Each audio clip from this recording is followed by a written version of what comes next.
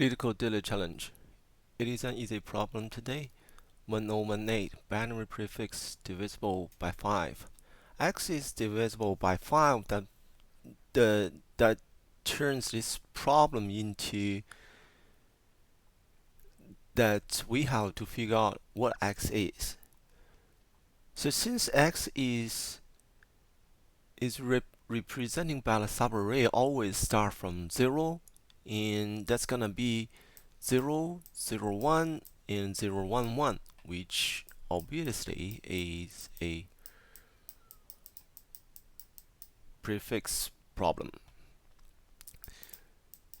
So the solution will be we go through all elements in this array and updates the array with the prefix value. Then the last step, divisible by 5, is easy. Either it is